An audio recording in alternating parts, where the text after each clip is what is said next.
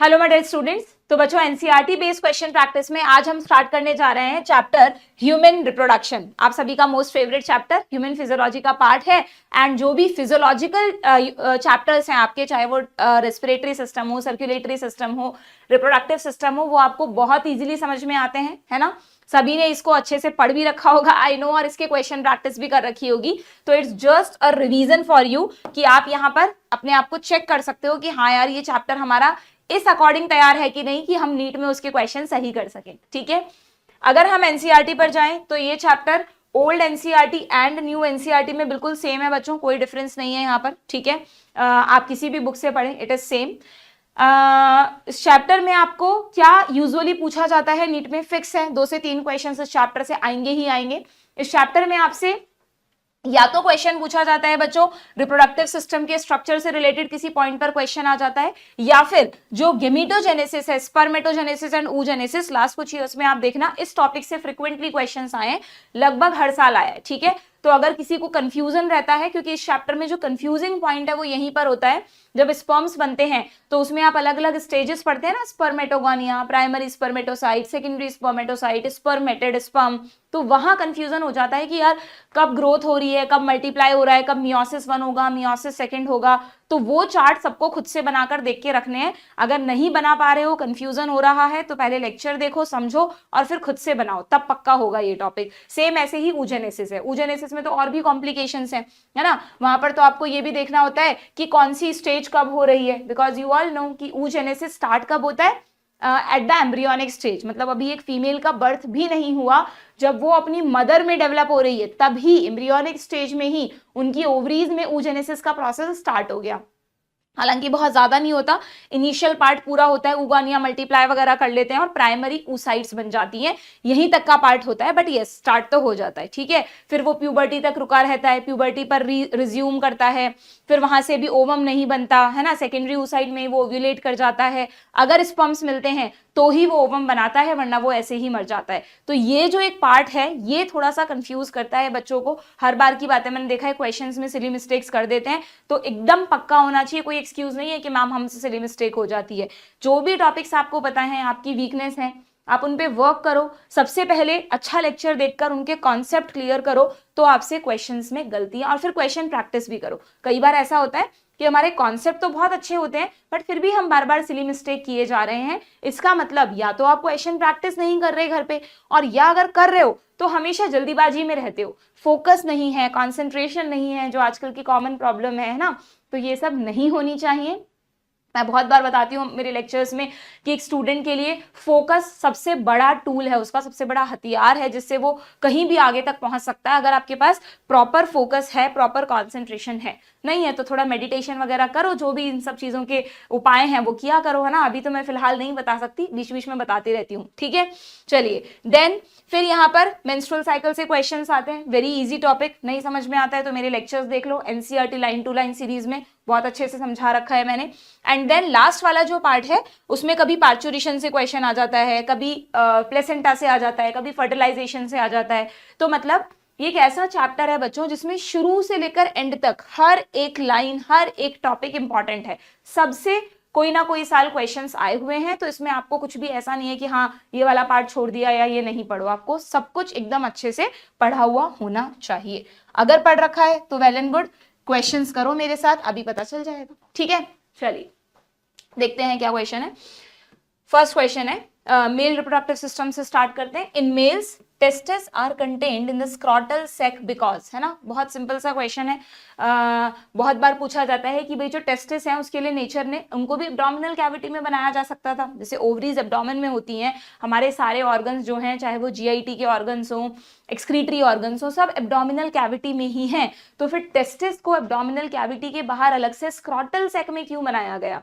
तो you all know कि testis में स्पर्म बनते हैं, स्पर्मेटोजेनेसिस होता है, और स्पर्म बनने के लिए जो हमारा बॉडी टेम्परेचर है 37 डिग्री सेंटीग्रेड, वो थोड़ा सा अप्रोप्रिएट नहीं है, बहुत ज्यादा कम नहीं चाहिए, सिर्फ 2 से 2.5 डिग्री टेम्परेचर कम अगर होगा तो ही स्पर्म बन पाएंगे। यस, ये बहुत एसेंशियल कंडीशन है, क्योंकि ऐसा कई बार देखा गया है मेडिकल साइंस में कि अगर किसी के टेस्टिस किसी वजह से स्क्रॉटम में ना हो और एब्डोमिनल कैविटी में ही रह जाएं, रेयर डिसऑर्डर है, नॉट फ्रिक्वेंटली, ठीक है, तो उनमें स्पर्म बनते ही नहीं हैं, ओके। तो इसलिए सिंपली नेचर ने स्क्रॉटल सेक बनाया जिससे उसमें टेस्टिस हो और वहां पर स्पर्म फॉर्मेशन का प्रोसेस हो सके, ठीक है। तो यहाँ पर पूछा है आपसे because other organs do not make space, नहीं भाई, testis in the abdomen will hamper maturation of sperm, maturation तो बात की बात है, बनेंगे ही नहीं तो कहां से मैच्योरेशन होगा। It provide temperature which is slightly lower than body temperature required for the formation of functional sperm. सीधा सीधा ऑप्शन सी। अच्छा, इस क्वेश्चन में एक और चीज याद रखना, मान लो इसके ऑप्शंस इस तरह से आते कि एक ऑप्शन में लिखा था कि sperm formation required 2 to 2.5 degree centigrade temperature, तो तुम जल्दीबाजी में उसको टिक मत कर देना। स्पर्म फॉर्मेशन 2 डिग्री पर नहीं होता, स्क्रॉटल सेक का टेम्परेचर 2 डिग्री नहीं है, वो तो फ्रीजिंग टेम्परेचर हो गया लगभग, बॉडी से 2 डिग्री कम है ना, यानी 37 डिग्री से 2 से 2.5 डिग्री कम है, यानी 35 डिग्री के अराउंड होता है, ठीक है। तो ढंग से ऑप्शंस पढ़ लेना, बस 2 से 2.5 डिग्री रटा हुआ है और वही वाला ऑप्शन टिक करके आ गई, ऐसा नहीं होना चाहिए, ठीक है। सिंपल सा क्वेश्चन था, आगे बढ़े, चलिए। गिवन बिलो, अच्छा ये क्योंकि थोड़ा सा लेंदी चैप्टर है, हर चीज में बहुत सारी डिटेल्स हैं, तो मैं यहाँ पर आपको पूरा रिवीजन नहीं दूंगी, यहाँ पर आपको मैं जो क्वेश्चन में पूछा जाएगा उस पार्ट को हम डिस्कस करेंगे या जो मुझे लगेगा वो बताऊंगी। अगर किसी को लगता है कि मुझे पूरा चैप्टर रिवाइज करना है तो अगेन आपको सीरीज के लेक्चर्स देखने हैं, ठीक है, लिंक डिस्क्रिप्शन बॉक्स में गिवन है। नाउ असर्शन रीजन क्वेश्चन है भाई, असर्शन दे रखा है Leydig cells synthesize and secrete male hormones that is androgen. इस तरह के क्वेश्चंस में आपको एंड तक पढ़ना है, ये नहीं यहां तक पढ़ लिया मेल टेस्टिकुलर हार्मोन, पता लगा बाद में घर आके कि यहाँ एस्ट्रोजन लिखा हुआ है, तो ध्यान रखना है आपको पूरा पढ़ना है स्टेटमेंट टाइप क्वेश्चन को, ठीक है। देन एंड्रोजन स्टिमुलेट करते हैं स्पर्मेटोजेनेसिस के प्रोसेस को, यस बिल्कुल ठीक है, यानी दोनों ही स्टेटमेंट सही हैं, लेकिन रीजन इसका एक्सप्लेनेशन नहीं है, तो यहां पर आंसर आ जाएगा ऑप्शन बी, ठीक है। ये भी ध्यान रखना, कोई ऐसा नियम नहीं है नीट में कि हमेशा फर्स्ट ऑप्शन ये होगा, बी ऑप्शन ये होगा, कई बार ऐसा भी हो जाता है कि ये ऑप्शन कहीं और लिखा हुआ है, ये कहीं और लिखा हुआ है, आए हैं इस तरह के क्वेश्चंस, ठीक है। तो आपको ढंग से पढ़ लेना है कि जो चॉइस आपके दिमाग में है वही नीचे दे रखी है ना, कहीं जल्दीबाजी में गलत गड़बड़ ना हो जाए।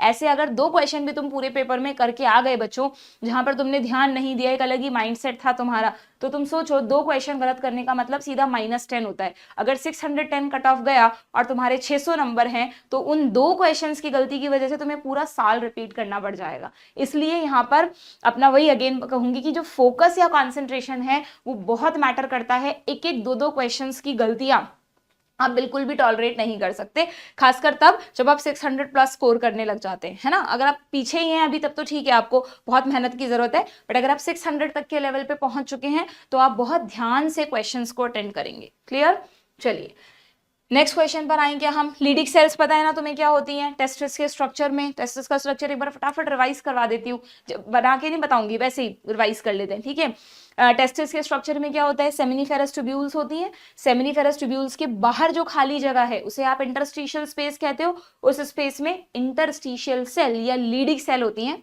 जो एंड्रोजन्स बनाती है। द मोस्ट कॉमन मतलब जो सबसे इंपॉर्टेंट एंड्रोजन है वो है टेस्टोस्टेरोन, ठीक है। देन अगर हम सेमिनिफेरस ट्यूब्यूल के अंदर देखें तो सेमिनिफेरस ट्यूब्यूल के अंदर 2 तरह की सेल्स होती हैं, स्पर्मेटोगोनिया जो स्पर्म बनाएंगी डिवाइड करके, और उनके बीच बीच में लंबी लंबी सर्टोली सेल्स जो स्पर्म को नरिश करेंगी। एकदम क्लियरली ये 3 सेल्स आपके दिमाग में होनी ही होनी चाहिए, स्पर्मेटोगोनिया एंड सर्टोली सेल, ये दोनों ट्यूब्यूल के अंदर हैं और बाहर की तरफ है लीडिंग सेल, ठीक है। तो आपके क्वेश्चंस गलत नहीं होंगे। ये जो आपकी बुक में इधर एक डायग्राम आता है ना, इधर तो नहीं दे रखा ये वाला, ये डायग्राम आपको एकदम पता होना चाहिए कि ये सेमिनिफेरस ट्यूब्यूल के अंदर वाली सेल्स हैं। कौन सी 2 सेल्स हैं अंदर होती हैं, स्पर्मेटोगोनिया एंड सर्टोली सेल्स, ठीक है। और बट ऑब्वियस स्पर्मेटोगोनिया से ही स्पर्म्स बनते हैं, तो ये सब तो अंदर ही होंगी, प्राइमरी स्पर्मेटोसाइट, सेकेंडरी, ये सब अंदर होंगी। एंड ये जो बाहर का आपको स्पेस दिख रहा है इंटरस्टिशियल सेल्स, इन्हीं को लीडिंग सेल्स भी कहा जाता है। बहुत बार मैंने देखा है लीडिंग सेल्स और सर्टोली सेल्स को आप मिक्स कर देते हैं, बट आपको ध्यान रखना है ये स्पर्म्स को नरिश करती हैं, लीडिंग सेल्स सिक्रीट करती हैं हार्मोन्स को, ठीक है। क्लियर है, चलिए। अच्छा, इनकी प्लॉइडी में तो कोई कंफ्यूज नहीं होता कि मैम इनकी प्लॉइडी क्या होगी। भाई जब तक स्पर्म नहीं बन रहे तो सारी सेल्स लीडिंग से सारी सेल्स डिप्लॉइड ही तो है, सिर्फ स्पर्म्स ही तो हैप्लॉइड है, और स्पर्म से जो जस्ट पहले वाली स्टेज होती है स्पर्मेटिड्स और स्पर्मेटिड से जो पहले वाली फेज होती है सेकेंडरी स्पर्मेटोसाइट, बस यही तो हैप्लॉइड सेल्स है ना बच्चों, बाकी कोई हैप्लॉइड सेल थोड़ी ना है। बाकी तो आपको पता है स्पर्मेटोगोनिया से पहले प्राइमरी स्पर्मेटोसाइट बनती है, थोड़ा सा साइज बढ़ जाता है तो इस प्राइमरी स्पर्मेटोसाइट तो 2n ही रहेगी ना, फिर मियोसिस 1 से ये बनती है, तो यहीं पर क्योंकि मियोसिस 1 हो गया तो ये हैप्लॉइड है, मियोसिस 2 के बाद भी हैप्लॉइड रहेंगे और फिर मॉडिफिकेशन होता है। ठीक है, जैसे मैंने आपको फटफट बता दिया ना कि अच्छा ये ऐसे बनता है, ये ऐसे बनता है, इतना क्लियर तुम्हारे दिमाग में चीजें होनी चाहिए, तब यू आर रेडी कि भाई हाँ अब कम से कम ऐसे चैप्टर्स जो तुम्हें अच्छे से समझ में आते हैं, जहां कुछ भी रटने जैसा नहीं है, वो तो एकदम क्रिस्टल क्लियर, एकदम कॉन्सेप्ट्स ऑन द टिप्स होने चाहिए। हाँ भाई इसके बाद ये बनेगा, इसके बाद ये बनेगा, ये प्लॉइडी होगी, खत्म बात। ठीक है, इतना अच्छे से तैयारी होनी चाहिए तुम्हारी, उसको कहते हैं पक्की तैयारी। ठीक है, चलो नेक्स्ट क्वेश्चन पर आते हैं। नेक्स्ट क्या है भाई, interstitial space outside the seminiferous tubule, अभी भी बताया, have blood vessels and Sertoli cells. अब देखो अगर अच्छे से पढ़ रखा है तो यहीं पे गलती मिल गई, जल्दीबाजी में हमें लगता हाँ सर्टोली सेल्स होती है ना, लीडिक को हमारा दिमाग सर्टोली समझ जाता है, ये गलती नहीं करनी है। ब्लड वेसल्स तो होती है इंटरस्टिशियल स्पेस में या नहीं होती, ये देखो ये इंटरस्टिशियल स्पेस में पूरी ब्लड वेसल्स होती है खूब सारी। ठीक है, देन नेक्स्ट क्या है, नेक्स्ट है रीजन में लिखा है Sertoli cells provide nourishment to the germ cells. अच्छा ये गलत नहीं है बच्चों, हम पढ़ते तो ऐसा है कि सर्टोली सेल्स स्पर्म्स को नरिश करती हैं, बट डू रिमेंबर ये सर्टोली सेल्स, जर्म सेल कौन है पता है क्या, ये जो स्पर्मेटोगोनिया है ये एक तरह की जर्म सेल ही है।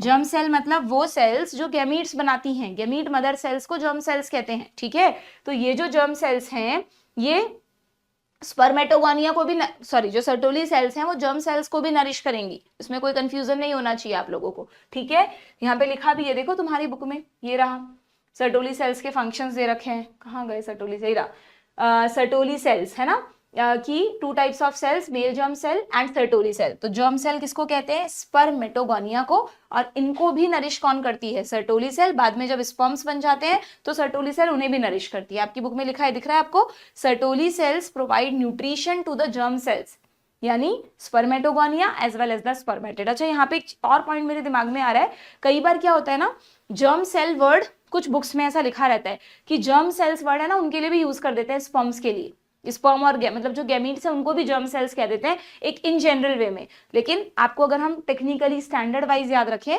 तो जर्म सेल्स हमें कहना चाहिए गेमेटिक मदर सेल्स को अकॉर्डिंग टू एनसीईआरटी, और उनसे जो गेमीट्स बन रहे हैं वो सिंपली गेमीट्स हैं। ठीक है, क्लियर है। चलिए ये भी, इस पे कोई खास क्वेश्चन आता नहीं है, बट आप जस्ट देख लेना, एक लाइन लिखी हुई है तुम्हारी बुक में कि जो इंटरस्टिशियल स्पेस है ना जिसमें सर्टोली सेल्स जिसमें लीडिक सेल्स होती हैं, लीडिक सेल्स के साथ साथ बहुत छोटी छोटी सी और कम नंबर में आईसीसी भी होती है, that is immunologically competent cells. इनके बारे में कोई डिटेल नहीं दे रखी, हमें पढ़नी भी नहीं है, नाम से लग रहा है कि ये कहीं ना कहीं कुछ इम्यून सिस्टम से रिलेटेड होंगी, तो ये भी कहाँ प्रेजेंट होती है अगर तुमसे पूछ लें तो, डू रिमेंबर इंटरस्टिशियल स्पेस में लीडिक सेल्स के साथ प्रेजेंट होती है। ठीक है, आगे बढ़े, नेक्स्ट क्वेश्चन पर आए। तो इस वाले क्वेश्चन का आंसर क्या करोगे, असर्शन इज रॉन्ग जबकि रीजन इज ट्रू, यानी ऑप्शन डी। नेक्स्ट क्वेश्चन पर आते हैं।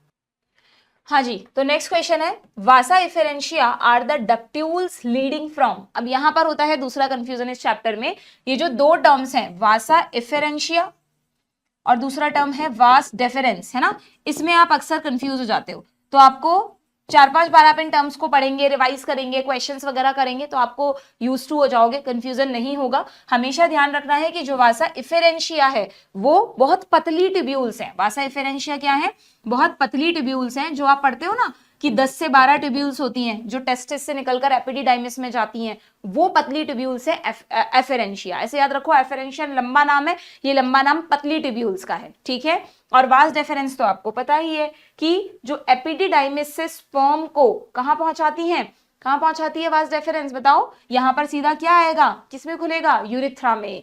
तो एपिडिडाइमिस से जो स्पर्म्स हैं वो वास डेफरेंस के थ्रू यूरिथ्रा में जाएंगे, तो वास डेफरेंस तो लॉन्ग डक्ट हो गया, जबकि वासा इफेरेंशिया ये जो आपको दिख रहे हैं these are the thin tubule जो लगभग 10 से 12 होते हैं। ठीक है, आपके ज्यादा डिटेल में तो नहीं है टेस्टिस का इंटरनल स्ट्रक्चर, मैंने लेक्चर में पढ़ा रखा है, बट इतनी बेसिक नॉलेज सबको होनी चाहिए कि अगर हम टेस्टिस को इंटरनली देख रहे हैं यहाँ पर, तो जितनी भी सेमिनिफेरस ट्यूब्यूल्स होती है ना बच्चों, वो सब यहाँ पर एक नेटवर्क बनाती है। इसी नेटवर्क को रेटिटेस्टिस कहते हैं, रेटे यानी रेटिकुलम, एक नेटवर्क, सिंपल। इस नेटवर्क से अगेन पतली ट्यूब्यूल्स निकल रही हैं जिन्हें आप कहोगे वासा इफेरेंशिया, ठीक है। ये सारी वासा एफेरेंशिया कहाँ खुल रही है? एपिडिडाइमिस में, ठीक है। एपिडिडाइमिस एक तरह की डक्ट ही है, इसको कई बार डक्ट ऑफ एपिडिडाइमिस भी कह देते हैं, ओके। और ये काफी मोटा सा स्ट्रक्चर है जिसके अंदर स्पर्म्स का मैचुरेशन होता है। जब स्पर्म्स मैच्योर हो जाते हैं और जब ब्रेन से रिफ्लेक्स सॉरी बाद में आएगा, जब स्पर्म्स मैच्योर हो जाते हैं तो उन स्पर्म्स को वास डेफरेंस में ट्रांसफर कर दिया जाता है। वास डेफरेंस से चलते चलते स्पर्म यहाँ, ये आप देख रहे हो, ये देखो ध्यान से देखो, ये वास डेफरेंस का थोड़ा स्वॉलन पार्ट है, आपकी बुक में लिखा नहीं है, बट इस स्वॉलन पार्ट को एम्पुला कहते हैं। हम एम्पुला कहाँ पढ़ते हैं? फिलोपियन ट्यूब के स्वॉलन पार्ट में, है ना, या मैमरी ग्लैंड्स में भी पढ़ते हैं, बट एम्पुला मेल सिस्टम में भी होता है। जो वास डेफरेंस का लास्ट स्वॉलन पार्ट है दैट इज कॉल्ड एम्पुला, ठीक है। तो इस एम्पुला में आकर यहाँ पर स्पर्म स्टोर हो जाते हैं, इस एम्पुला में आकर यहाँ पर स्पर्म स्टोर हो जाते हैं कुछ समय के लिए, कुछ समय के लिए एपिडिडाइमिस में स्टोर रहते हैं और कुछ समय के लिए यहाँ रहते हैं।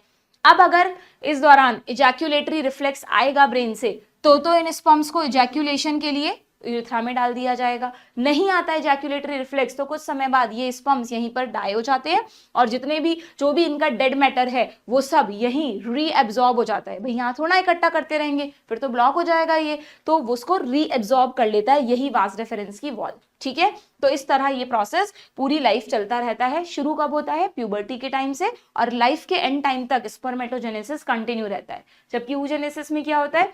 oogenesis शुरू होता है एम्ब्रियोनिक स्टेज में एंड मेनोपॉज पे रुक जाता है, ठीक है। तो ये भी एक डिफरेंस है स्पर्मेटोजेनेसिस एंड oogenesis का, ठीक है। क्लियर? सिर्फ कुछ कुछ पॉइंट्स शॉर्ट में हम रिवीजन करते हुए चल रहे हैं यहाँ पर और क्वेश्चंस कर रहे हैं, ठीक। तो ये दोनों आपको टर्म्स ध्यान रहेंगी हमेशा। वास डेफरेंस क्या है और वासा इफेरेंशिया क्या है। तो आपसे पूछा है वासा इफेरेंशिया के बारे में, तो आप गलती से जल्दीबाजी में ये मत करके आ जाना ये वास डेफरेंस है, ये भी नहीं होगा, क्योंकि ये कह रहा है रेटिटेस्टिस से सीधा वास डेफरेंस में पहुंचा दिया। यहाँ पर आंसर आपका होना चाहिए, यहाँ पर आंसर होना चाहिए, ये क्या हुआ? यहाँ पर एक भी सही आंसर नहीं है। टेस्टिकुलर लॉब्यूल्स से रेटिटेस्टिस, ये भी गलत है, और वास डेफरेंस से एपिडिडाइमिस तो बिल्कुल ही गलत है, तो रूट ही उल्टा हो गया, है ना। तो फिर यहीं पर कुछ प्रॉब्लम है इसमें क्वेश्चन में। यहाँ होना चाहिए रेटिटेस्टिस टू एपिडिडाइमिस। मतलब बाई चांस इस तरह के ऑप्शन नीट में आ जाएं, वैसे तो नहीं आएंगे, बाई चांस आ जाएं तो this will be the most appropriate choice. क्यों? क्योंकि इस चॉइस में ही रेटिटेस्टिस से अल्टीमेटली कहाँ जाएंगे? वास डेफरेंस में वाया एपिडिडाइमिस, ठीक है। बट मुझे नहीं लगता कि इस तरह से आपको कंफ्यूज किया जाएगा, ऑप्शन में एपिडिडाइमिस लिखा हुआ आएगा, तो सी आंसर हो जाएगा इसका। आगे बढ़े, चलो नेक्स्ट क्वेश्चन पर आते हैं।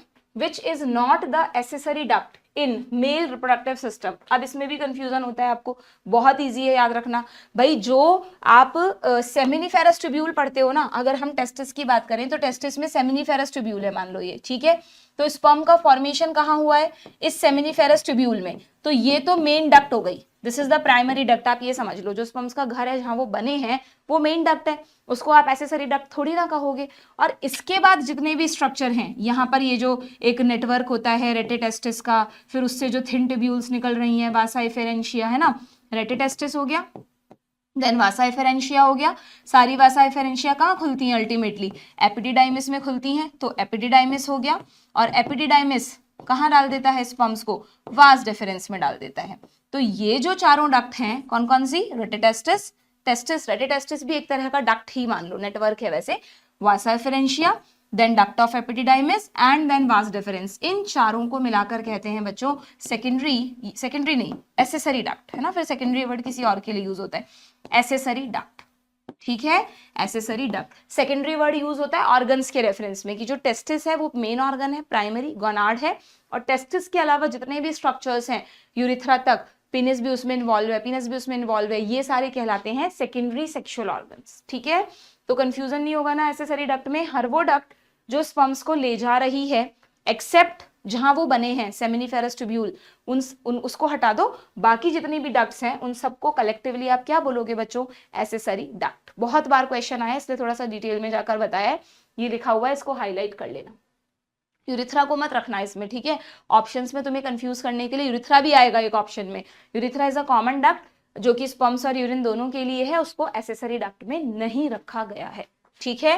क्लियर? वहां पर स्पर्म सिर्फ तब आते हैं जब उन्हें इजैक्यूलेट होना होता है, अदरवाइज जो स्पर्म्स का मेन पाथवे है, ट्रैवल पाथवे है, वो वास डेफरेंस पे खत्म हो जाता है, ठीक है। डन। तो ये पूछ रहा है कि which is not the accessory duct, इनमें से कौन एसेसरी डक्ट नहीं है। देखो मिल गया हमें आंसर, सेमिनिफेरस ट्यूब्यूल। ठीक है, या ऑप्शंस में यूरिथ्रा भी हो सकता था इसकी जगह। क्लियर, आगे बढ़े, नेक्स्ट क्वेश्चन पे आते हैं। The shared terminal duct of, very simple question, reproductive system and urinary system in human male is urethra. यहाँ पर अगेन एक सिली मिस्टेक कर सकते हो आप जल्दीबाजी में, फर्स्ट ऑप्शन यूरेटर होता, आप उसे टिक करके आ जाते। बहुत बार इस तरह की गलतियां होती हैं, जो दो मिलते जुलते नाम होते हैं वो हमें ध्यान नहीं रहता और हम टिक कर देते हैं और अननेसेसरी अपने 5 नंबर खो देते हैं। तो आपको पूरे ध्यान से ऑप्शन अटेम्प्ट करना है। इजी क्वेश्चन जैसे ही देखोगे एक्साइट नहीं होगे, जल्दीबाजी नहीं करोगे, सिली मिस्टेक्स इजी क्वेश्चंस में ही होती है। ठीक है, क्लियर है यूरिथ्रा, आगे बढ़े। Next question, which depict the correct pathway of transport of sperms. कौन सा सही पाथवे है बताओ, अब ये भी समझाया मैंने तुम्हें। अच्छा ये वाला नाम दे दिया इसमें, कोई बात नहीं, इफेरेंट डक्ट्यूल्स वासा इफेरेंशिया को ही कहते हैं। एनसीईआरटी में कहीं नहीं है, मुझे नहीं लगता तुमसे पूछेंगे, बट फिर भी चाहो तो लिख लो, वासा इफेरेंशिया को एफेरेंट डक्ट्यूल्स भी कहा जाता है। जैसे ये डक्ट है ना, वास डेफरेंस तो क्या है, वास डेफरेंस कहाँ गया, ये रहा, वास डेफरेंस तो डक्ट है, मेन डक्ट, तो डक्ट से पहले जो पतली ट्यूब्यूल्स हैं उनको डक्ट्यूल्स कह दिया। ठीक है, तो they are called efferent ductules. ठीक, तो देख लेते हैं जरा क्या आंसर होगा भाई। पहले रेटेटेस्टिस, फिर वासा इफेरेंशिया, फिर एपिडिडाइमिस, फिर वास डेफरेंस, ऑप्शन बी। इन्हीं चारों को मिलाकर एसेसरी डक्ट कहा जाता है, male sex accessory duct. Clear, next question, next question क्या है, which of the following statement regarding female system. अच्छा ठीक है, यहाँ सीधा अब इसके क्वेश्चंस आ गए। मेल रिप्रोडक्टिव सिस्टम के सभी पॉइंट्स मैंने आपको रिवाइज करा दिए हैं लगभग, इन शॉर्ट, बहुत डिटेल में तो नहीं गए हैं हम, इन शॉर्ट हमने रिवाइज कर लिए। हाँ, यहाँ पर ग्लैंड्स का और ये पीनस का कोई क्वेश्चन मुझे नहीं लिया, शायद मैं भूल गई, वो आप यहीं से रिवाइज कर लेना। ठीक है, पीनस आपको सिंपली पता है मेल एक्सटर्नल जेनाइटल है। ठीक है, इसमें कई बार फोर स्किन पे क्वेश्चन आ जाता है, तो ध्यान रखना ग्लैंड्स पीनस इसका जो इंटीरियर एंड है, और या फिर इसका डिटेल स्ट्रक्चर नहीं पढ़ना आपको, वो 2 3 स्पॉन्जी टिश्यू होते हैं, किसको क्या कहते हैं, वो सब अब नहीं पूछते। ठीक है, एंड अगर हम एसेसरी ग्लैंड्स की बात करें, डायग्राम में ही देख लेते हैं, अगर हम मेल में एसेसरी ग्लैंड्स की बात करें तो वो कौन कौन सी ग्लैंड्स हैं बच्चों, यस, इन पे फ्रिक्वेंटली क्वेश्चन आता है।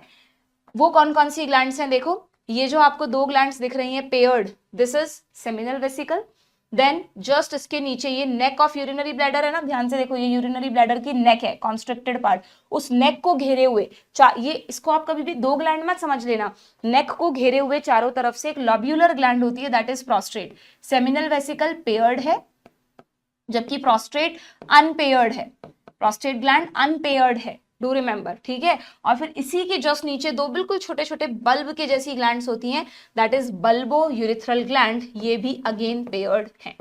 तीनों का काम आपको पता होना चाहिए। जब स्पर्म्स बन के यहाँ आते हैं, एम्पुला में पहुंचते हैं, तो सेमिनल वेसिकल का सिक्रीशन यही मिक्स होता रहता है, स्पर्म्स में फ्लूइड मिक्स होता रहता है और स्पर्म्स को नरिश करता है, साथ साथ में प्रोस्टेटिक ग्लैंड का फ्लूइड भी यहीं पे सिक्रीट होता है। अच्छा हाँ, आपको ध्यान है इजैक्यूलेटरी डक्ट, ये जो वास डेफरेंस है, इस दोनों वास डेफरेंस से छोटी छोटी 2 इजैक्यूलेटरी डक्ट निकलती हैं। ठीक है, वो इजैक्यूलेटरी डक्ट में अगर स्पर्म आ जाएंगे तो फिर वो इजैक्यूलेट कर देगा, ओके, अदरवाइज स्पर्म्स जो है वो एम्पुला तक ही रहेंगे। तो जो स्पर्म्स हैं उनको नरिश करने के लिए 2 तरह के फ्लूइड सिक्रीट होते हैं, एक तो सेमाइनल फ्लूइड, एक प्रोस्टैटिक फ्लूइड। इसका कोई डिटेल कंपोजिशन एनसीईआरटी में नहीं है, मैंने लेक्चर में थोड़ा बहुत आपको बताया था। ठीक है, अभी देख लेते हैं हम एनसीईआरटी में जो लिखा है, बस आपको तो वही याद करना है। एंड इसका क्या फंक्शन है भाई, ये दोनों तो स्पर्म्स के नरिशमेंट से रिलेटेड हो गई मेनली, इसका क्या फंक्शन है, ध्यान है आपको, ये अल्कलाइन फ्लूइड सिक्रीट करने वाली ग्लैंड है, इसके सिक्रीशन से क्या होता है, ये हमेशा एक्टिवेटेड नहीं रहती, बल्बो यूरिथ्रल ग्लैंड सिर्फ तब एक्टिवेट होती है जब स्पर्म्स को यूरिथ्रा को क्रॉस करना है। यू नो यूरिथ्रा का पीएच क्या होता है, what is the pH of urine, acidic है स्लाइटली, 6.8 के लगभग, तो यूरिथ्रा का जो पीएच है वो स्लाइटली एसिडिक है। अगर ये स्लाइटली एसिडिक है और इसी से स्पर्म्स पास होंगे तो स्पर्म्स विल डाई, क्योंकि sperms can't tolerate the acidic pH. तो इसलिए बल्बो यूरिथ्रल ग्लैंड्स क्या करती हैं, जस्ट बिफोर इजैक्यूलेशन इस पाथवे को न्यूट्रलाइज कर देती हैं, जिससे कि स्पर्म्स इजीली वहां से क्रॉस कर सके। ठीक है, और यस प्लस इनका जो अल्कलाइन फ्लूइड है वो इस पाथवे को थोड़ा लुब्रिकेट भी करता है for easy passage of sperms. ठीक है, ये सब चीजें आपकी बुक में लिखी हुई हैं, हमने पढ़ी हुई हैं, जैसे जैसे मैं बोल रही हूँ तुम्हें याद आनी चाहिए, पहली बार नहीं पढ़ रहे हो तुम, कोई बच्चा ऐसा तो नहीं सेशन देख रहा जो पहली बार पढ़ रहा और सोचे कि सीधा क्वेश्चंस के थ्रू ही मैं चैप्टर प्रिपेयर कर लूंगा, ऐसा पॉसिबल ही नहीं है। पहले आपको लेक्चर्स देखने हैं, फिर यहाँ पर क्वेश्चन प्रैक्टिस करनी है। यहाँ पर हम सिर्फ साथ में रिवाइज करते हैं चीजों को, ठीक है। ये रहे सबके फंक्शन। देखो किसी भी ग्लैंड का डिटेल नहीं है, बस इतना सा दे रखा है कि जो सेमिनल प्लाज्मा बना उसमें जो स्पर्म्स के लिए नरिशिंग फ्लूइड बना उसमें फ्रक्टोज है, कैल्शियम है और कुछ एंजाइम्स हैं। थोड़ा बहुत डिटेल जितना जरूरी था वो मैंने लेक्चर में आपको बता रखा है। डन। चलिए अब आ जाते हैं हम फीमेल रिप्रोडक्टिव सिस्टम के क्वेश्चंस पर। देखते हैं क्या क्वेश्चन है। हाँ जी, क्वेश्चन में आपको बताना है फीमेल रिप्रोडक्टिव सिस्टम के लिए क्या सही स्टेटमेंट्स हैं। मायोमेट्रियम अंडरगो स्ट्रॉन्ग कंट्रैक्शन, ठीक है। मायोमेट्रियम याद आ रहा है आपको। फीमेल रिप्रोडक्टिव सिस्टम बहुत इजी है in comparison to male system. इसमें सिर्फ 5 ही स्ट्रक्चर्स आपको याद रखने होते हैं। एक तो सबसे पहले ओवरी, ओवरी से निकलती है oviduct that is fallopian tube. उसके बाद यूट्रस, यूट्रस का जो लोअर मोस्ट पार्ट है सर्विक्स, ठीक है। यूट्रस ओपन होता है वेजाइना में और उसके बाद फीमेल एक्सटर्नल जेनाइटल्स। ये 5 अलग अलग जो स्ट्रक्चर्स हैं उनको आपको ध्यान रखना है। यूट्रस में अगर हम उसके लेयर्स की बात करें, क्योंकि uterus is a muscular bag, तो जो सबसे बाहर वाली लेयर है उसको कहते हैं पेरीमेट्रियम। मिडिल लेयर जो है वो स्मूथ मसल्स की बनी होगी तो वो हो गई मायोमेट्रियम, और जो सबसे अंदर वाली लेयर है एपिथेलियल टिश्यू की बनी हुई वो है एंडोमेट्रियम। ये स्पेशली आपको इसलिए ध्यान रखना है क्योंकि यहाँ पर क्वेश्चंस बनते हैं मायोमेट्रियम किस में इन्वॉल्व है और एंडोमेट्रियम किस में इन्वॉल्व है। को ध्यान है, मायो क्योंकि मसल्स की बनी है, सिंपल सी बात है, तो वो क्या करेगी, यूट्रस में जो भी कॉन्ट्रैक्शन या रिलैक्सेशन होंगे उसके लिए मायोमेट्रियम रिस्पॉन्सिबल है। बट मेंस्ट्रुअल साइकिल में जो साइक्लिक चेंजेस होते हैं, लेयर मोटी होती है फिर वापस से शेड ऑफ होती है, फिर मोटी होती है फिर शेड ऑफ होती है, ये वाले चेंजेस के लिए गलती से मायोमेट्रियम को सेलेक्ट मत कर देना। ये वाले चेंजेस होते हैं सबसे inner most layer that is endometrium में, ठीक है। तो आपको ध्यान रखना है, ओके। उसके अलावा फेलोपियन ट्यूब से पूछ लिया जाता है कि इसके जो प्रोजेक्शंस निकले हुए हैं दैट इज फिम्बरी।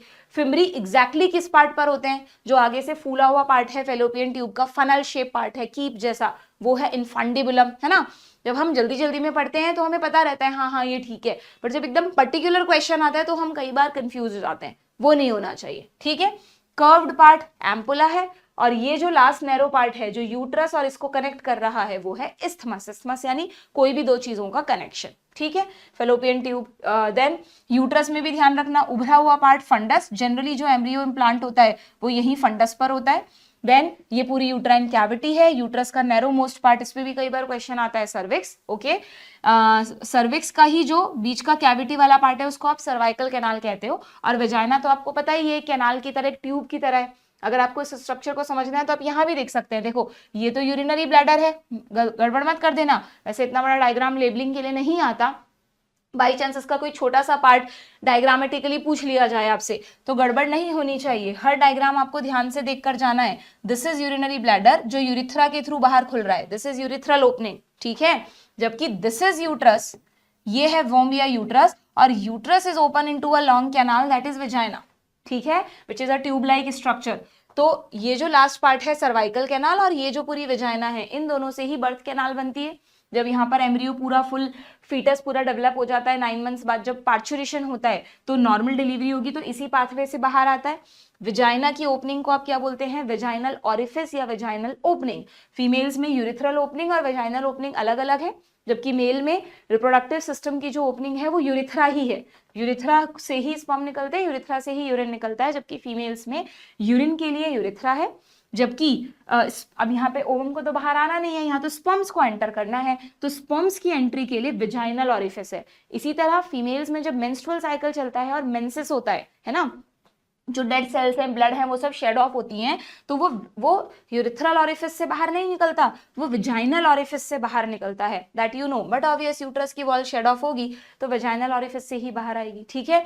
जहां पर दोनों ऑरिफिस खुलते हैं वहीं पर बहुत सारे एक्सटर्नल जेनाइटल्स होते हैं, जिनमें labia majora, labia minora, clitoris, है ना। वेजाइनल ऑरिफिस तो बता ही दिया मैंने आपको। एक क्या रह गया, हाँ, यहाँ पर मॉन्स प्यूबिस, ये सारे स्ट्रक्चर्स आपको ध्यान रखने हैं। एक और लेयर हम पढ़ते हैं हाइमन, पार्शियल कवरिंग, जो वेजाइनल ऑरिफिस को कवर करके रखती है।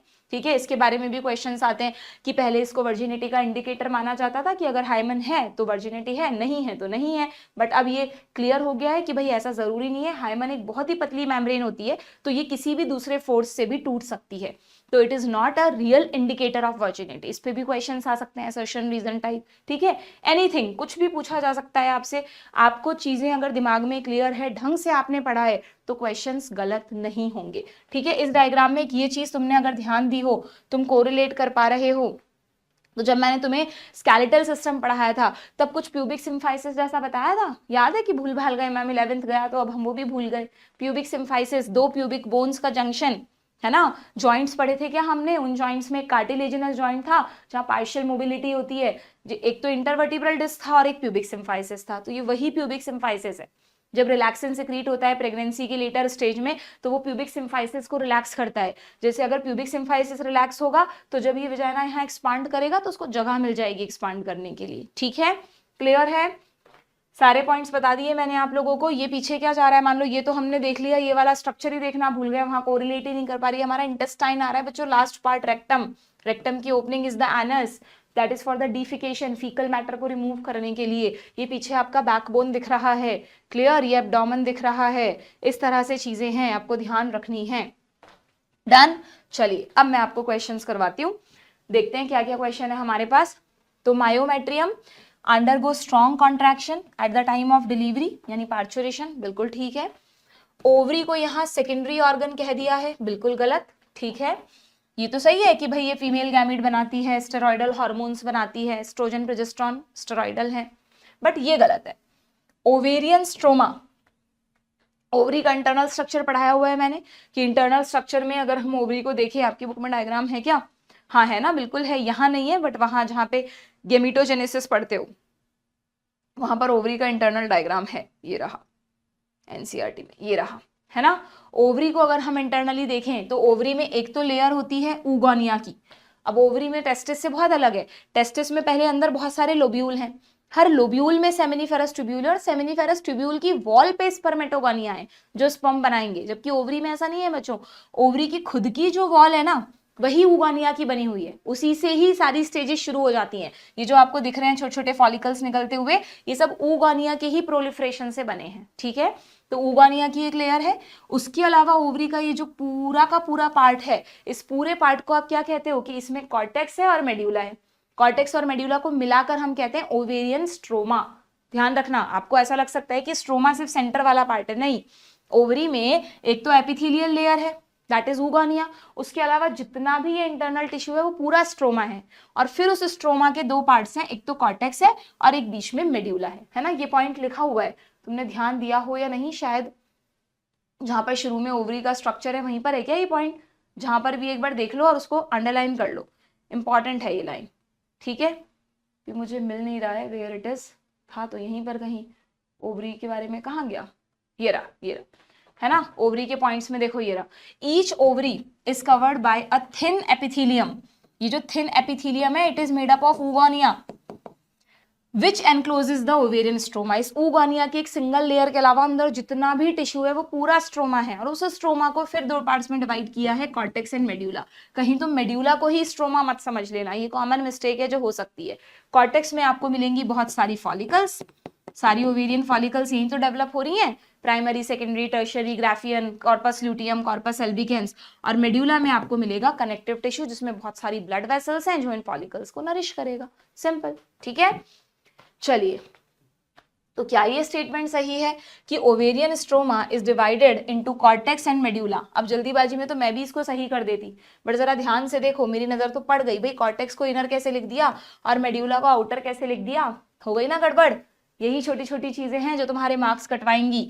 Infundibulum, funnel like part, possess finger like projection, fimbriae, help in collection of ovum, कब, after the release of secondary oocyte, बिल्कुल ठीक है। जब ओवम रिलीज होता है तो वो ओवम की स्टेज में नहीं होता, बल्कि एक स्टेज पहले सेकेंडरी oocyte में ही रिलीज हो जाता है।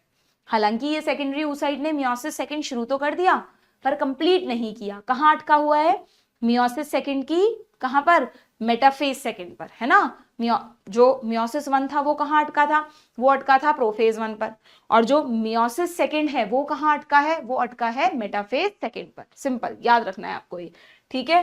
दे रखा है कि नहीं oogenesis में, मैं आपको इसलिए बार बार एनसीईआरटी खोलकर ये सारी चीजें बताती हूँ, जिससे तुम देखते जाओगे तो तुम्हें एक फोटोग्राफिक मेमोरी तुम्हारे दिमाग में बन जाएगी कि कौन सी चीज कहाँ पर अटकती है, कैसे डेवलपमेंट होता है। देखो ये रहा, यहीं पर तो कहीं था, ये रहा सेकेंडरी oocyte। सेकेंडरी oocyte लिखा है कि नहीं लिखा है सेकेंडरी oocyte के बारे में, it start meiosis 2 but arrest, कुछ नहीं लिखा, ऐसा तो हो ही नहीं सकता, डेफिनेटली लिखा होगा। कहाँ है, दिख रहा है क्या? Secondary oocyte form a new membrane, the Graafian follicle now rupture to release the secondary oocyte। चलो तुम ढूंढ लेना, ठीक है, पता नहीं कहाँ गया। आगे बढ़ते हैं, हम नेक्स्ट पर आते हैं। चलो नेक्स्ट क्या है, कहीं नहीं लिख रहा हो तो प्लीज लिख लेना। व्हाट हैपन, अरे हटाओ इसको। तो इनफंडिबुलम वाला पॉइंट ठीक है। चलिए, the uterus open, uterus urethra, ये भी बहुत मिलते जुलते वर्ड हैं, कंफ्यूजन नहीं होना चाहिए। यूरेटर, यूट्रस, यूरिथ्रा, ठीक है। The uterus opens into vagina, बिल्कुल ठीक है। Through a narrow cervix, yes, cervix अलग से पार्ट नहीं होता, सर्विक्स यूट्रस का ही जो नैरो मोस्ट पार्ट है लास्ट, उसको सर्विक्स बोलते हैं, ठीक है। क्योंकि हमेशा जब डायग्राम होता है उसमें सर्विक्स अलग से लेबल रहता है, तो कई बच्चों को लगता है सर्विक्स यूट्रस के बाद वाला पार्ट है, यूट्रस का ही जो लोअर नैरो मोस्ट पार्ट है उसी को सर्विक्स कहते हैं, ठीक है। तो ये वाला पॉइंट भी सही है। तो हमें क्या बताना था भाई, करेक्ट स्टेटमेंट बताने थे, बस एक ही इनकरेक्ट है, बाकी सारे सही हैं। ये कैसे ऑप्शन दिए, कोई ऑप्शन हुआ, ऑल द 4 स्टेटमेंट हैं तो टोटल 5 स्टेटमेंट। फर्स्ट सेकेंड यहाँ पे शायद अधूरा है, all the 4 statement except, except की गलती कैसे हो रही है इनमें, एक्सेप्ट थर्ड, ठीक है। तो फिर ऑप्शन हो जाएगा डी। अच्छा, तभी गड़बड़ हो रहा है, यहाँ पर 2 हैं गलत बच्चों, ये भी तो गलत था, सेकंड वाला भी तो गलत था। तो सही स्टेटमेंट है first, fourth and fifth, first, fourth and fifth, ये रहा ऑप्शन ए, ठीक, डन। आगे बढ़े, नेक्स्ट क्वेश्चन पर आते हैं। क्या है भाई next question, match the column आ गया तुम्हारा फेवरेट, एम्पुला को मैच कर दो। एम्पुला को किससे मैच करोगे, साइट ऑफ फर्टिलाइजेशन। एक बुक में, पुरानी बुक में एम्पुलरी इस्थमिक जंक्शन को साइट ऑफ फर्टिलाइजेशन लिखा था, मतलब क्या था ना, पहले एनसीईआरटी में एम्पुला था, फिर बीच में एक एडिशन आया उसमें एम्पुलरी इस्थमिक जंक्शन कर दिया, और फिर जो लेटेस्ट एडिशन है उसमें वापस एम्पुला कर दिया। तो आई डोंट नो तुम्हारे पास कौन सा एडिशन है, लेटेस्ट एडिशन में एम्पुला है और सही भी एम्पुला ही है, तो तुम्हें एम्पुला ही टिक करना है, ना कि एम्पुलरी इस्थमिक जंक्शन, ठीक है। फिम्बरी, फिम्बरी क्या करती है, फिंगर्स विकेट कीपर की तरह तैयार रहती है ओवम को पकड़ने के लिए, ओवम मतलब सेकेंडरी oocyte में। देन क्लाइटोरिस, क्लाइटोरिस क्या है, ये रहा present at the upper part of labia minora. अच्छा ये भी ध्यान रखना, एक छोटी सी लाइन है बट इसमें भी तुम कंफ्यूज हो सकते हो। मैंने क्वेश्चन देखा था, वहां ऐसे पूछा था कि ये जो क्लाइटोरिस है, जो एक फिंगर लाइक प्रोजेक्शन है, वो किन 2 के जंक्शंस पे प्रेजेंट है, लेबिया मेजोरा के या लेबिया माइनोरा के, है ना। तो तुम्हारी बुक में ध्यान से देखो, तुम्हारी बुक में ध्यान से देखो, ये लिखा हुआ यहाँ पर तुम देखो, clitoris is a tiny finger-like structure which lie at the upper junction of labia minora, not majora।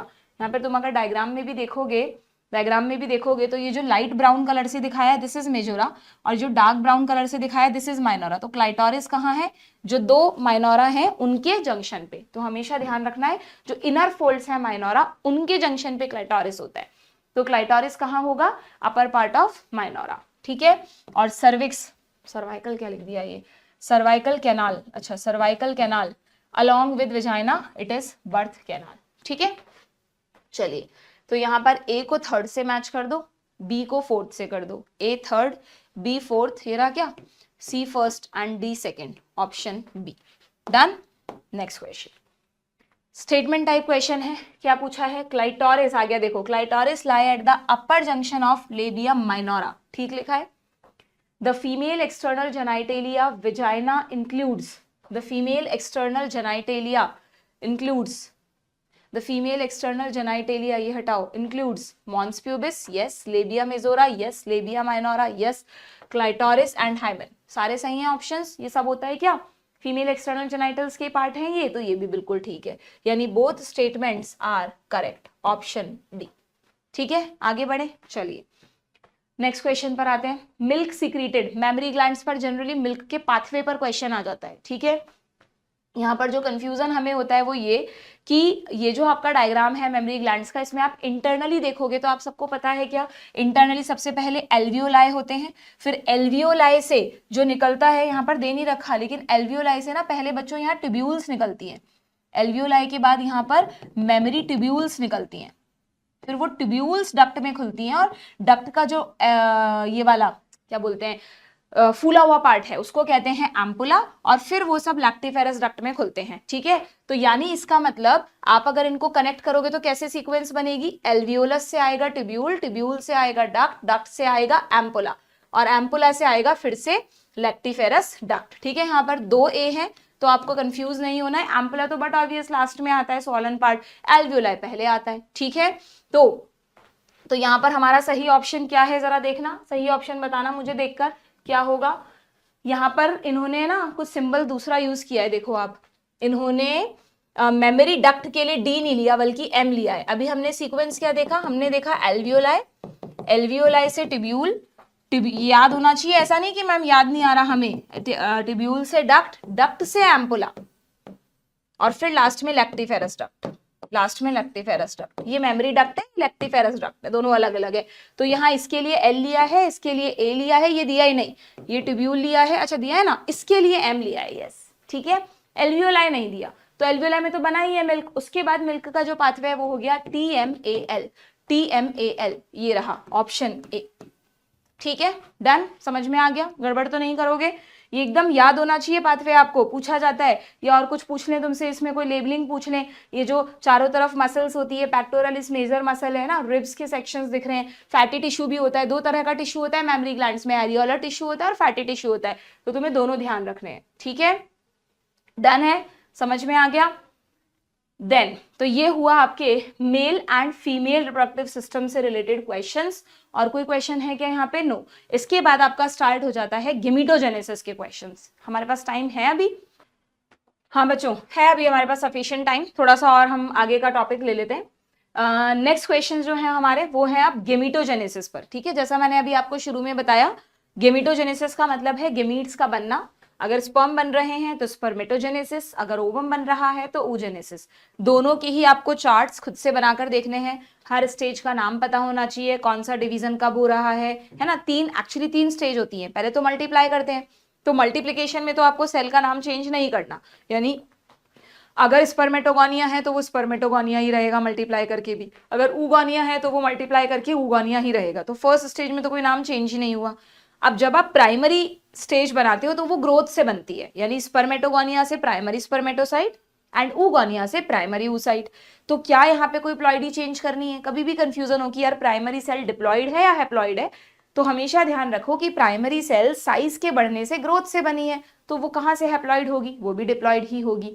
अब जो प्राइमरी सेल है इट विल अंडरगो मियोसिस, तो मियोसिस फर्स्ट एक तरह का रिडक्शन डिवीजन है, तो इसके बाद जो सेल बनेगी यहाँ सेकेंडरी स्पर्मेटोसाइट, यहाँ सेकेंडरी oocyte, ये हैप्लॉइड सेल्स होंगी, they again undergo meiosis second. अब यहाँ पर एक डिफरेंस ध्यान रखना है कि जो सेकेंडरी स्पर्मेटोसाइट है वो जब मियोसिस सेकेंड करती है तो सीधा स्पर्म नहीं बनाती बल्कि पहले स्पर्मेटेड बनाती है, और यहाँ जो सेकेंडरी oocyte है वो जब मियोसिस सेकेंड करती है तो सीधा ओवम बना देती है। अब ओवम को ऊटिड कह दो या ओवम कह दो, एक ही बात है। ठीक है, तो यहाँ तो डिवीजन हो गया कंप्लीट, पर यहाँ पर ये जो स्पर्मेटेड्स बने हैं ये स्पर्म क्यों नहीं है भाई, डिवीजन तो पूरा हो गया, तो ये स्पर्म बन जाने चाहिए थे, क्योंकि ये जो स्पर्मेटेड्स बने हैं ये स्फेरिकल सेल्स हैं, और आपको पता है स्पर्म जो है वो एक इलोंगेटेड और फ्लैजिलेटेड सेल है, ये जो स्पर्मेटेड हैं ये स्फेरिकल है, गोल है, और इनमें कोई फ्लैजिला नहीं लगी है, तो इनमें कुछ स्ट्रक्चरल मॉडिफिकेशंस होते हैं, तब जाके स्पर्मेटेड थोड़ा लंबा हो जाता है, उसमें एक फ्लैजिला बन जाती है और अंदर बहुत सारे चेंजेस हो जाते हैं, तब आप उसको क्या कहोगे, तब आप उसको कहोगे स्पर्म। ठीक है, तो स्पर्मेटेड से स्पर्म का बनना एक एडिशनल स्टेज आ गई जो इधर oogenesis में नहीं है, इस एडिशनल स्टेज को आप कहते हो स्पर्मियोजेनेसिस। ये जो एडिशनल स्टेज है ये है स्पर्मियोजेनेसिस। एक वर्ड तो है स्पर्मेटोजेनेसिस, ठीक है, जिसमें पूरा प्रोसेस आ रहा है स्पर्म के बनने तक, इसी स्पर्मेटोजेनेसिस का एक पार्ट है बच्चों स्पर्मियोजेनेसिस। मतलब मैंने आपको बता रखा है, जब पढ़ाया था तब भी बताया था, नहीं आपको ध्यान है तो आप यहाँ पर लिख सकते हो कि जो स्पर्मेटोगोनिया है, जो स्पर्मेटोगोनिया है जो कि डिप्लॉइड सेल है, इसने अलग अलग स्टेजेस से स्पर्मेटिड्स बनाए। स्पर्मेटिड्स कैसी सेल है? गोल, नॉन फ्लैजिलेटेड, और फिर ये कन्वर्ट हुए हैं स्पर्म में। स्पर्म जिसको स्पर्मेटोजोआ भी कहते हैं, ये इलोंगेटेड है और फ्लैजिलेटेड है। ये भी एन है, ये भी एन है। तो ये वाला जो पार्ट है ना, इसको तो कहते हैं स्पर्मेटोसाइटोसिस, और ये वाला जो पार्ट है इसको कहते हैं स्पर्मियोजेनेसिस। और इस पूरे प्रोसेस को मिलाकर कहते हैं स्पर्मेटोजेनेसिस। ठीक है, थोड़ा सा ही डिफरेंस है, देखो स्पर्मेटोजेनेसिस, स्पर्मेटोसाइटोसिस, स्पर्मियोजेनेसिस, ये तो कितने मिलते जुलते हैं, स्पर्मेटोजेनेसिस और स्पर्मियोजेनेसिस। तो ये जो छोटे छोटे टेक्निकल डिफरेंसेस हैं, ये आपको बार बार रिवीजन के वक्त पढ़ने हैं। इन चीजों को ज्यादा रिवाइज करना है जिससे आप सिली मिस्टेक्स ना करें। ठीक है, क्लियर है, ध्यान रहेगा आपको। oogenesis में ऐसा कुछ अलग अलग नहीं होता। oogenesis में एक ही बार में, मतलब अलग अलग स्टेजेस में ओवम बन जाता है। स्पर्मेटिड जैसी कोई अलग से स्टेज नहीं आती। डन। चलिए अब हम क्वेश्चंस देखें, जरा देखते हैं भाई क्या क्वेश्चन है हमारे पास। Which group of cells in the male gonad represent haploid cells? Male gonad यानी टेस्टिस, इनमें से कौन कौन सी हैप्लॉइड सेल्स हैं बता दो। स्पर्मेटोगोनिया 2n है, सेकेंडरी स्पर्मेटोसाइट अभी बताया, मियोसिस 1 के बाद बनेंगी, हैप्लॉइड है। जर्मिनल एपिथेलियल सेल्स, ये वही स्पर्मेटोगोनिया का नाम है, और प्राइमरी हमेशा ध्यान रखो ग्रोथ से बनती है, तो ये हैप्लॉइड नहीं बल्कि डिप्लॉइड होती है, यानी आंसर हो गया ऑप्शन सी। ठीक है, नेक्स्ट क्वेश्चन पर आते हैं। What is the correct sequence of sperm formation? अभी रिवाइज किया हमने। सबसे पहले स्पर्मेटोगोनिया, उनसे बनेंगी प्राइमरी एंड सेकेंडरी स्पर्मेटोसाइट, फिर बनेगा, नहीं ये गड़बड़ हो गया, स्पर्मेटिड्स पहले आने चाहिए थे, तो ये रहा गोनिया, स्पर्मेटोसाइट, स्पर्मेटिड एंड स्पर्मेटोजोआ। ठीक है, नेक्स्ट क्वेश्चन पर आए। इन सबकी प्लॉइडी दोबारा रिवाइज लिखवाऊं क्या? ये 2n है, इसमें दो हैं, प्राइमरी है सेकेंडरी है, तो प्राइमरी तो 2n है लेकिन सेकेंडरी n है क्योंकि ये मियोसिस फर्स्ट से बनी है, और स्पर्मेटिड n है क्योंकि बटोवियस मियोसिस सेकेंड से बने हैं, और मॉडिफिकेशन से स्पर्म्स बने हैं, वो तो सबको पता है n ही होते हैं। जब भी इन सेल्स के नाम पढ़ो हमेशा दिमाग में प्लॉइडी को रिवाइज करो तो आपको ध्यान रहेगा। ठीक है, नेक्स्ट क्वेश्चन। नेक्स्ट है प्राइमरी स्पर्मेटोसाइट्स। प्राइमरी जो कि ग्रोथ से बनती है, हैप्लॉइड होती है क्या? नहीं, डिप्लॉइड होती है। Wrong. These are formed by meiosis 1 in the spermatogonia। वैसे भी गलत है, तो ग्रोथ से बनती है ना। एक बार को तुम्हें पढ़ के लगेगा हाँ यार तो बिल्कुल सही है। ये कह रहा है कि प्राइमरी स्पर्मेटोसाइट हैप्लॉइड होती है। क्यों होती है? क्योंकि स्पर्मेटोगोनिया में मियोसिस 1 से बनती है ना। रीजन भी बिल्कुल सही है उसके रेफरेंस में, अगर ये हैप्लॉइड होती तो। बट दोनों ही बातें गलत है, क्योंकि यहाँ पर प्राइमरी स्पर्मेटोसाइट नहीं बल्कि सेकेंडरी स्पर्मेटोसाइट होना चाहिए था, है ना। सही है क्या? फिर भी गलत हो जाए। Secondary spermatocyte are haploid, these are formed by meiosis 1 in the primary spermatocyte, तब जाके सही होता। तो दोनों ही गलत है यहाँ पर, both are false, option D. Next, how many sperm cells are present in 3 ml ejaculate? ठीक है, तुम्हारी बुक में ही दे रखा है, ये देखो। स्पर्मेटोजेनेसिस वाले टॉपिक में जब आप आगे जाओगे तो यहाँ पर एक एवरेज वॉल्यूम बता रखा है कि एवरेज एक बार में जो इजैक्यूलेट रिलीज होता है वो लगभग 2 to 3 ml होता है बच्चों, है ना। ml में दे रखा है कि यहाँ नहीं दे रखा, तो आप ये चीज भी लिख लेना यहाँ पर, है ना। एवरेज 2 to 3 ml होता है, 2 to 3 ml होता है, और 100 मिलियन स्पर्म्स अगर नॉर्मल है तो 100 मिलियन स्पर्म्स पर ml प्रेजेंट होते हैं, यानी 2 ml में 200 मिलियन, 3 ml में 300 मिलियन स्पर्म्स। ठीक है, ये एवरेज है कि मतलब रेंज है कि अगर हेल्दी है, सारी चीजें फुलफिल हो रही हैं। उसमें भी फिर एक चीज और देखनी पड़ती है कि इतने स्पर्म्स में किसको हम फर्टाइल मेल कहेंगे। अगर 60% स्पर्म्स का नॉर्मल शेप एंड साइज है एंड एटलीस्ट 30% ऑफ देम, इनमें से एटलीस्ट 30 बोल दिया क्या मैंने, at least 40% of them must show vigorous motility. उनमें इतनी कैपेसिटी होनी चाहिए कि they can reach the ovum. हालांकि फ्यूज सिर्फ एक ही स्पर्म को करना है, बट फिर भी 40% होने चाहिए जो वहां तक पहुंच सके, तब जाके ये चांसेस होता है कि एक स्पर्म ओवम को फर्टिलाइज करेगा। ये आता है क्वेश्चन, है ना। What is the criteria of male fertility, उसमें ये दोनों पॉइंट्स आपको ध्यान रखने हैं। तो अगर हम इस क्वेश्चन को देखें तो ये कह रहा है how many sperm cells are present in average 3 ml, तो 3 ml में पूछा है तो 300 मिलियन। ठीक है, वैसे ये तुमसे पूछेंगे नहीं क्योंकि तुम्हारी बुक में ml में तो दे नहीं रखा, जो एनसीईआरटी में नहीं है वो नहीं पूछते। ओके, जब तुम स्पर्मेटोजेनेसिस पढ़ते हो तो उसका हार्मोनल कंट्रोल पढ़ते हो कि नहीं? ये एक पैराग्राफ दे रखा है कि ये पूरा प्रोसेस हार्मोनली कैसे कंट्रोल होता है। पढ़ रखा है तो अच्छी बात है, नहीं तो मैंने लेक्चर में आपको पढ़ा रखा है कि हाइपोथैलेमस से जीएनआरएच आता है, एंडोक्राइन सिस्टम में भी रिवाइज किया था हमने। जीएनआरएच कहाँ एक्ट करेगा बताओ? गोनेडोट्रोफिन रिलीजिंग हार्मोन, उसको तुम सीधा गोनाड्स पे मत भेज देना, वो जाएगा पिट्यूटरी ग्लैंड पर। पिट्यूटरी ग्लैंड से आएंगे gonadotrophin. Which are the gonadotrophins? FSH and LH. गड़बड़ नहीं होनी चाहिए, जीएनआरएच अलग है और एफएसएच एलएच अलग है। एफएसएच एलएच को मिलाकर गोनेडोट्रोफिन्स कहते हैं, ठीक है। एफएसएच एलएच का इंडिविजुअल फंक्शन तुम्हें पता होना चाहिए। एफएसएच हार्मोन जो है, वहां पर मैंने कहा था ना एंडोक्राइन सिस्टम पढ़ाते वक्त कि इस चीज को डिटेल में ह्यूमन रिप्रोडक्शन में रिवाइज कर लेना, वही दे रखा है ये। एफएसएच का नाम है फॉलिकल स्टिमुलेटिंग हार्मोन। अब फॉलिकल्स तो फीमेल में होती हैं, तो इसीलिए यहाँ पर इसका तुम दूसरा नाम याद रखो। एफएसएच का एक और नाम है मेल्स में आईसीएसएच। ओहो गड़बड़ कर रही हूँ क्या मैं? सॉरी सॉरी सॉरी बच्चों, एफएसएच का नाम नहीं है, एफएसएच है follicle stimulating hormone. Follicle stimulating hormone, very sorry, वो तो एलएच का नाम है। एलएच लीडिक सेल, और लीडिक सेल को इंटरस्टिशियल सेल भी कहते हैं, तो आईसीएसएच, ठीक है। एफएसएच तो फॉलिकल स्टिमुलेटिंग हार्मोन ही रहेगा। मैं आपको ये कह रही थी कि फॉलिकल्स तो फीमेल में होती है, तो फिर मेल में किसको स्टिमुलेट करेगा? मेल में ये जो एफएसएच है, ये हम जनरली एग्जाम में भूल जाते हैं।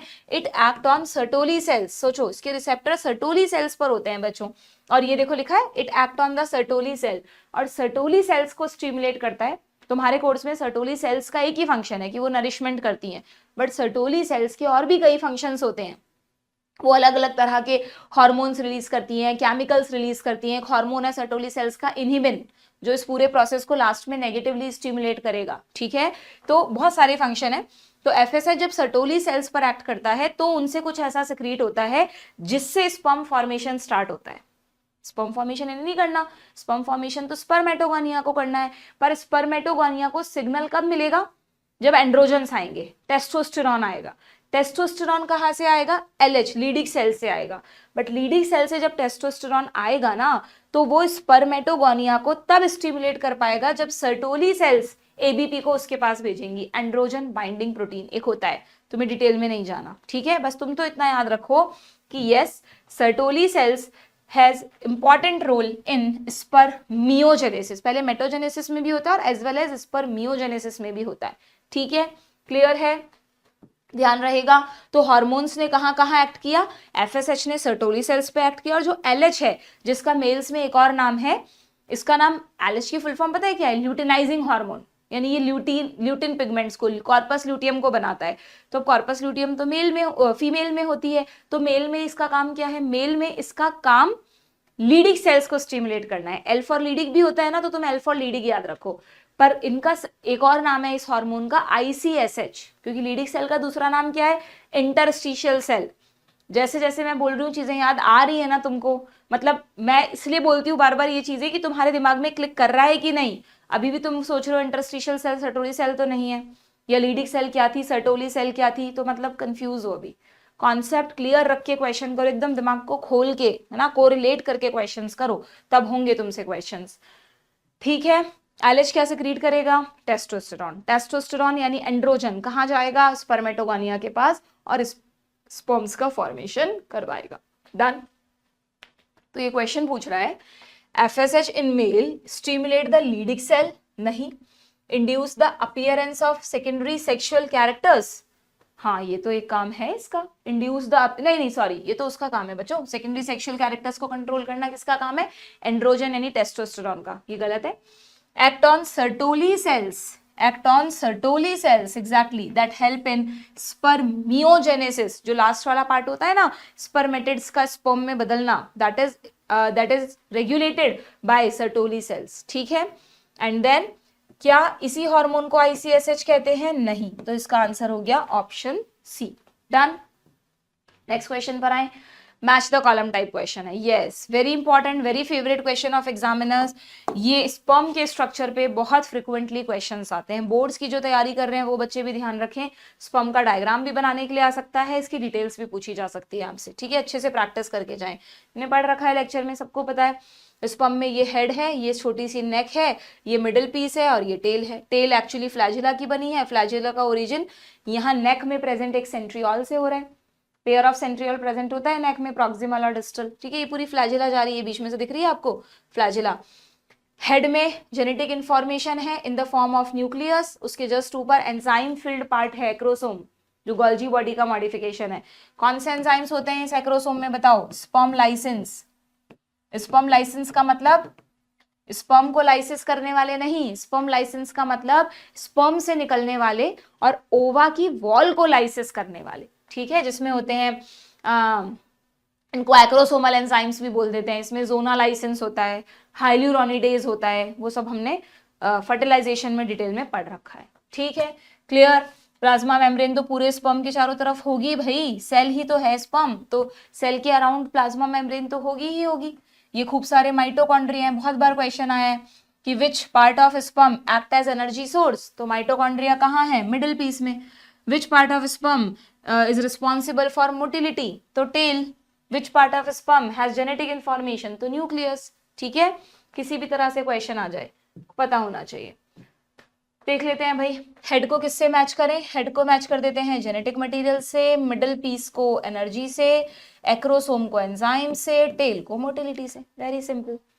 ए का 4, बी का 3, ए का 4, बी का 3, C1 and D2, option B, ठीक है। आगे बढ़े, next question. Assertion reason, the sperm head contain a cap-like structure, acrosome अभी देखा आपने, जस्ट ऊपर एक टोपी लगी हुई थी एक्रोसोम की। Acrosome is filled with enzymes that help in fertilization of the ovum. Yes, ultimately enzymes क्या करते हैं? फर्टिलाइजेशन में हेल्प करते हैं ओवम की वॉल का लाइसिस करके, ठीक है। जो ओवम की वॉल का लाइसिस होता है ना बच्चों, वो फर्टिलाइजेशन का ही एक पार्ट है, ठीक है। तो आप ये मत समझना कि यार फर्टिलाइजेशन ऑफ ओवम कहाँ से आ गया, इसी का पार्ट है, ठीक। तो यानी दोनों सही हैं, बट क्या ये इसको एक्सप्लेन थोड़ा ना कर रहा है कि भाई एक्रोसोम कैप लाइक स्ट्रक्चर है, स्पर्म के हेड पर होता है क्योंकि उसमें एंजाइम होते हैं, ऐसा कुछ नहीं है, ठीक है। तो ये नॉट द करेक्ट एक्सप्लेनेशन हुआ, यानी option B. Done. Next question, statement type दोबारा से। The head of sperm contain material which help in sex determination in foetus. देखो कितना अच्छा स्टेटमेंट बनाया है।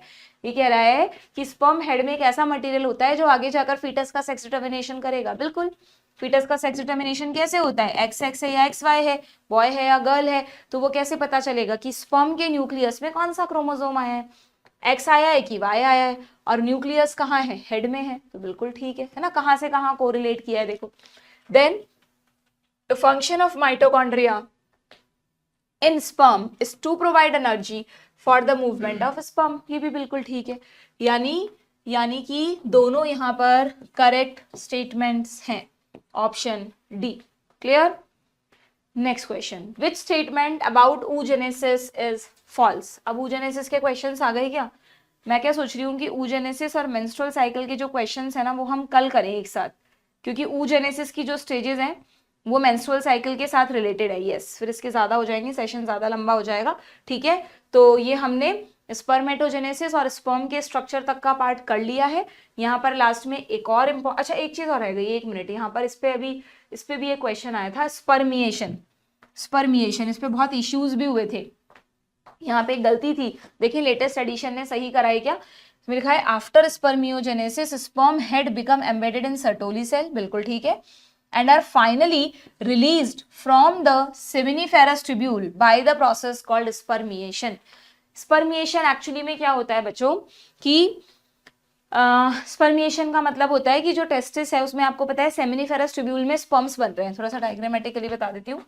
सेमिनिफेरस ट्यूब्यूल में ये अगर टेस्टिस है और ये इसकी एक सेमिनिफेरस ट्यूब्यूल बना लेते हैं हम, ये रही, तो सेमिनिफेरस ट्यूब्यूल में स्पर्म्स बन रहे हैं, है ना, स्पर्म्स बन रहे हैं। आपको पता है स्पर्म बनने के बाद सर्टोली सेल से अटैच हो जाता है। अगर ये सेमिनिफेरस ट्यूब्यूल का सेक्शन है और इन्होंने सर्टोली सेल कहाँ बनाई है, ये रही सर्टोली सेल्स, ये वाली, ये सर्टोली सेल है, तो आपको दिख रहा है स्पर्म जो है वो इस सेल से अटैच है। कैसा, ये बहुत कंफ्यूजिंग डायग्राम है, इसमें देखो क्या कर रखा है। हाँ, ये चीज भी पहले मैं तुम्हें बता देती हूँ, फिर उस पर जाती हूँ। देखो इस डायग्राम में कंफ्यूजन है बच्चों, अगर नीट में आ गया ना तो तुम्हें ध्यान रखना पड़ेगा, ये करेक्ट ही नहीं करते ऐसी चीजों को, कुछ चीजें भूल जाते हैं करेक्शन के वक्त। देखो जरा, इसमें ये जो ब्लू कलर की सेल बनाई है ना, इसको इन्होंने लेबल किया है स्पर्मेटेड, ठीक है, और फिर उसके पीछे ये जो बनाया है ये ऑरेंज कलर का सा स्ट्रक्चर, इसको लेबल किया है स्पर्म, ठीक है। लेकिन अगर एक्चुअली में हम देखें यहाँ पर इन दोनों को, जिसमें ब्लू वाला स्ट्रक्चर भी इन्वॉल्व है, उसको स्पर्मेटोजोआ लेबल कर दिया। ओके, उसको स्पर्म लेबल कर दिया। तो ये तो बड़ी गड़बड़ सी पोजीशन हो गई ना, कि एक जगह तो ये इस ब्लू वाले कलर स्ट्रक्चर को स्पर्मेटिड कह रहे हैं और इस वाले स्ट्रक्चर में ये इसको स्पर्मेटोजोआ कह रहे हैं। ओके, बट अब ठीक है, क्योंकि नीट में आया हुआ है डायग्राम, दोबारा भी आ सकता है, तो आपको थोड़ा सा रट टाइप लेना है इसको, कि ये गलती याद करनी है। कई बार हमें गलती भी याद करनी पड़ जाती है, ठीक है, क्या कर सकते हैं, एनसीईआरटी है हमारी। वैसे तो बहुत करेक्शंस हो चुके हैं एनसीईआरटी में, कुछ चीजें हैं जो अभी भी छोटी छोटी सी माइन्यूट चीजें हैं जो करेक्ट होनी बाकी हैं, होपफुली जल्दी हो जाए। तो इस सेल को इन्होंने स्पर्मेटेड लिखा है और फिर बाद में जब ये मेच्योर हो गई तो उसी को स्पर्मेटोजोआ लिख दिया। और फिर सर्टोली सेल से स्पर्मेटेड को गलत कनेक्टेड दिखाया है ना, क्योंकि सर्टोली सेल से तो स्पर्म कनेक्ट होगा, ठीक है। तो ध्यान रखना आप लोग, ठीक है, कि जब स्पर्म बन जाते हैं, एक तो ये वाली चीज तो समझ में आ गई तुम्हें, लेबलिंग वाली अगर आएगी तो ध्यान रखोगे। चलो अब इस वाले पर आओ तुम, कि जब मान लो अब तुम ये वाला कंफ्यूजन भूल जाओ, तुम तो सोच लो ये पूरा स्पर्म है, ठीक है। स्पर्म आप देख रहे हो सर्टोली सेल से चिपका हुआ है, क्योंकि इससे नरिशमेंट लेगा, हेड से नरिशमेंट खींचेगा, ठीक है।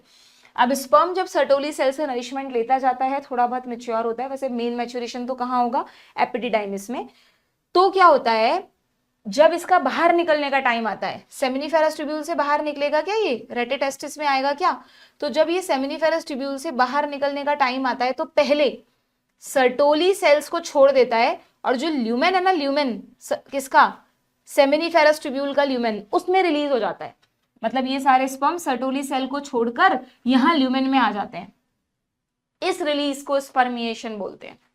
The release of sperms into the tubule of into the lumen of seminiferous tubule is called spermiation। जबकि एनसीईआरटी में क्या लिखा है देखो, कि they are released from the seminiferous tubule। from the seminiferous tubule का मतलब हुआ seminiferous tubule से निकलकर रेटेटेस्टिस में चले गए, तो उसको स्पर्मिएशन नहीं कहते। पहले तो यही मानते थे कि भाई हाँ यही स्पर्मिएशन होगा, बच्चे तो यही सोचेंगे एनसीईआरटी में लिखा है। लेकिन जब नीट में अभी 2-3 साल पहले क्वेश्चन आया था, उसमें बहुत हंगामा हुआ, क्योंकि पता है आपको एनटीए ने किसको सही माना, देखा जाए तो एनसीईआरटी वाली चीज को सही माना जाना चाहिए था, बट एनसीईआरटी ने उस आंसर को सही माना जो एग्जैक्टली करेक्ट है। यानी वहां पर एक ऑप्शन में तो ये लाइन लिखी हुई थी और एक ऑप्शन में लिखा हुआ था release of sperm into the seminiferous tubule, तो वो सही आंसर हुआ अकॉर्डिंग स्टैंडर्ड अगर हम देखें, और उसी में मार्क्स दिए बच्चों को, इस वाली लाइन के अकॉर्डिंग मार्क्स ही नहीं दिए। तो कहीं कहीं ऐसी गलतियां हैं एनसीईआरटी में जो बिल्कुल ही गलत है, उसमें आपको एनसीईआरटी को फॉलो नहीं करना। आप जहां पे भी पढ़ रहे होंगे डेफिनेटली आपको बताया होगा, नहीं बताया है तो प्लीज आप इसे करेक्ट कर लो। फाइनली रिलीज्ड, फ्रॉम की जगह इनटू लिख लो, इनटू द, फिर आप कहोगे मैम बने भी तो सेमिनिफेरस ट्यूब्यूल में ही है, बिल्कुल वहीं बने हैं, पर उसके ल्यूमेन में रिलीज होने को क्या कहते हैं, स्पर्मिएशन कहते हैं, ठीक है। ये आपको करेक्शन करना है, नीट में आया हुआ क्वेश्चन है, you have to remember this, clear है, ध्यान रहेगा स्पर्मिएशन क्या है। तो एक तो ये चीज आप ध्यान रखना, प्लस एक पैराग्राफ यहाँ पर और दे रखा है जिसमें थोड़ा सा ये बताया है आपको कि जो स्पर्म्स का रिलीज हुआ फ्रॉम द सेमिनिफेरस ट्यूब्यूल, अभी तो इनटू द सेमिनिफेरस ट्यूब्यूल हुआ था, दैट इज स्पर्मिएशन, अब फ्रॉम द हो रहा है, यानी रेटेटेस्टिस में आ रहा है, फिर वासा इफेरेंशिया, एपिडिडाइमिस, वास डेफरेंस, इन सब में जाएगा। तो अब जो पूरा ट्रांसपोर्ट होगा स्पर्म का, जो एसेसरी डक्ट्स करेंगी रेटेटेस्टिस से लेकर वास डेफरेंस तक, ये क्या है, इन सब का कंट्रोल कैसे होता है देखना। इस पूरे दौरान कई तरह के सिक्रीशंस भेजे जाते हैं।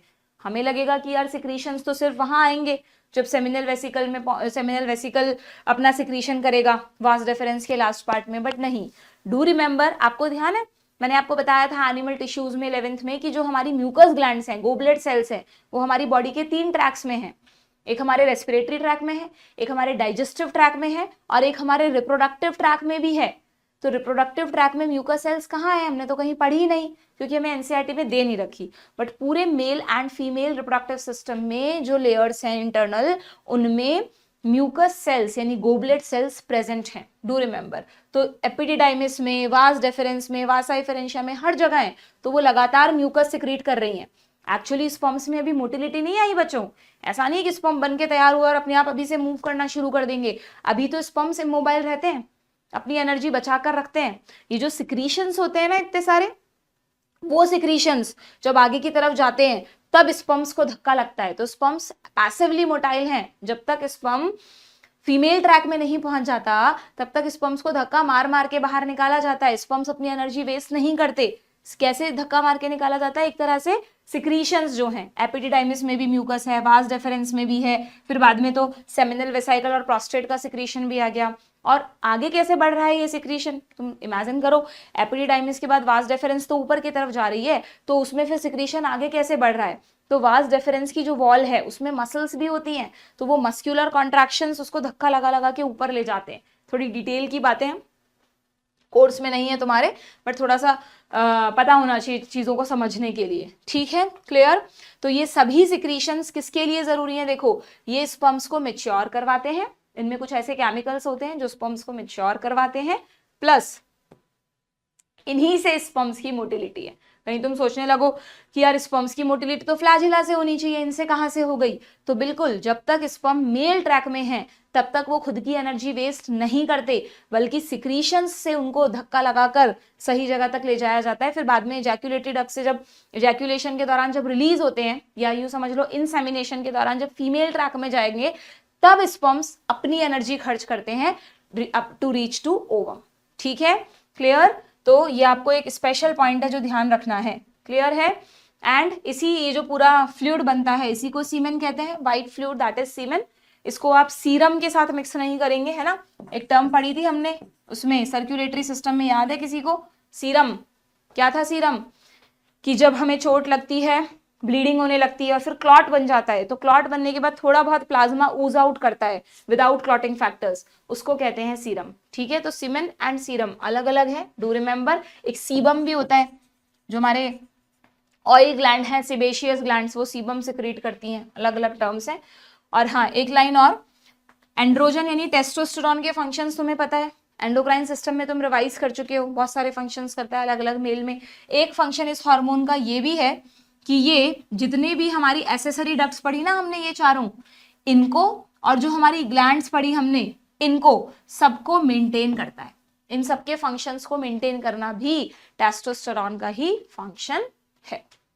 डन। एक एक लाइन एनसीईआरटी की इंपॉर्टेंट है, आपके पास कोई ऑप्शन नहीं है, आप कोई लाइन नहीं छोड़ेंगे, हर लाइन को ध्यान से पढ़ेंगे रिवीजन के वक्त। इस रिवीजन के वक्त ना मैंने देखा आप क्या करते हो, जो बस मोस्ट इंपॉर्टेंट चीजें होती हैं, ठीक है, आप बहुत क्विक रिवीजन कर रहे हो एकदम टेस्ट के थोड़ी देर पहले, तब तो मोस्ट इंपॉर्टेंट को रिवाइज करो। लेकिन जब आप एक अच्छा खासा इन डेप्थ रिवीजन कर रहे हो किसी चैप्टर का, तो जो आपको आता है ना उसको मत रिवाइज करो बच्चों, वो तो तुम्हें आता है, उसके क्वेश्चन तो तुम सही कर आओगे। कोशिश करो, मैं हमेशा बोलती हूँ एनसीईआरटी से रिवीजन करो, और ये जो इस तरह की लाइन है एनसीईआरटी जिनके डेप्थ मीनिंग है, उनको एक बार दिमाग में दोबारा से देखो। टाइम लगेगा इस तरह के रिवीजन में, बट एटलीस्ट एक रिवीजन तो ऐसा होना ही होना चाहिए। मैं नहीं कह रही कि बहुत सारे रिवीजन तुम इतना डिटेल में जाकर कर सकते हो, एक बार डिटेल में चैप्टर पढ़ने के बाद एक रिवीजन तो डिटेल वाला होना चाहिए, जिसमें हमें चीजें अच्छे से रिवाइज हो और हम अपने कॉन्सेप्ट्स को क्लियर कर सके, ठीक है। तो इतना बहुत है आज के लिए। नेक्स्ट सेशन में हम oogenesis एंड मेंस्ट्रुअल साइकिल, जो आगे के टॉपिक्स हैं उनके क्वेश्चंस करेंगे। प्लीज थोड़ा सा कॉम्प्लिकेटेड टॉपिक है, अच्छे से पढ़ के आना। तुमने कहीं से भी अगर पढ़ रखा है, जिस भी टीचर से अभी तक तुमने पढ़ा है, बहुत अच्छे से तुम्हें समझ में आया हुआ है, तो बहुत अच्छी बात है, और कुछ मत देखो। बट अगर नहीं अभी तक पढ़ रखा तुमने, या बस ऐसे ही सेल्फ पढ़ रखा है, तो जो मेरे लेक्चर्स हैं उनमें oogenesis एंड मेंस्ट्रुअल साइकिल का लेक्चर देखना, फिर मेरे साथ क्वेश्चंस करना, आपको समझ में भी आएगा और क्वेश्चंस करने में मजा भी आएगा, ठीक है। चलिए मिलते हैं नेक्स्ट सेशन में, गुड बाय।